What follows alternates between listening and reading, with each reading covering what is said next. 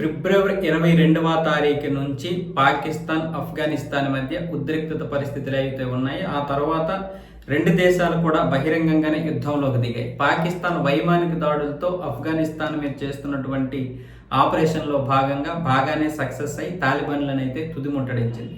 అలాగే ఆదివారం ఉదయం కూడా ఆపరేషన్ గజల్ లిల్ హక్ అనే ఆపరేషన్లో భాగంగా పాకిస్తాన్ చేసినటువంటి దాడిలో కాందహార్తో పాటు అనేక ప్రావిన్సులు, మొత్తం 3 ప్రావిన్సుల్లోనైతే దాడులు జరిగాయి. ఈ 3 ప్రావిన్సుల పేర్లు ఏమొచ్చేసి కాబూలు, కాందహారు, పక్తియా. ఈ 3 ప్రావిన్సులు 274 మంది తాలిబాన్లు అయితే చనిపోయినట్లుగా తాలిబాన్ ప్రభుత్వమే ప్రకటించింది. అలాగే ఇటువైపు కూడా పాకిస్తాన్కి చెందినటువంటి 55 మంది సైనికులు కూడా చనిపోయినట్లుగా తాలిబాన్ ప్రకటించింది. అటు పాకిస్తాన్ కూడా ధృవీకరించింది. ఈ దాడులు ఇంకా కొనసాగుతూనే ఉంటాయి, మేమైతే ప్రతీకార దాడులే చేస్తున్నామని పాకిస్తాన్ చెప్పుకుంటుంది.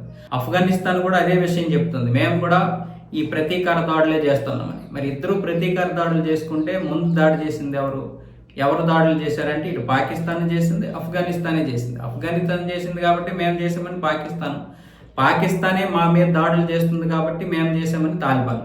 మాకు సహనం నశించింది, అందుకే మేము వైమానిక దాడులు చేస్తున్నాము, అక్కడ ప్రజలు చనిపోవడం మాకు ఇష్టం లేదన్న విధంగా పాకిస్తాన్ చెప్పుకొస్తుంది. ఈ దాడులు అయితే ఇప్పట్లో ఆగేలా లేవైతే అని చెప్తున్నారు. ఒకవైపు ఏమొచ్చి పశ్చిమాసియా పూర్తిగా తగలబడిపోతుంది. ఎందుకు అంటే ఈరోజు ఇరాన్ మీద అమెరికా, ఇజ్రాయెల్ దాడులు అనేది కేవలం ఇరాన్కే పరిమితం కాదు, 27 దేశాలకు చుట్టుకుంటుంది. ఇప్పుడు అమెరికా స్థావరాలు ఎక్కడెక్కడ ఉంటాయో ఆ అమెరికా స్థావరాలు ఉన్నటువంటి అన్ని ప్రాంతాల మీద ఇరాన్ ఇరుచుకు పడుతుంది. ఇప్పుడు ఆ పక్కనే ఉన్నటువంటి యుఏఈ, దుబాయ్, ఖతారు, ఆ దేశాలన్నీ కూడా బహ్రెయిన్తో పాటు, ఇజ్రాయెల్తో పాటు అన్ని తగలబడిపోతాయి. అటు ఇజ్రాయెల్ కూడా ఇరాన్ని తగలబెట్టేస్తుంది.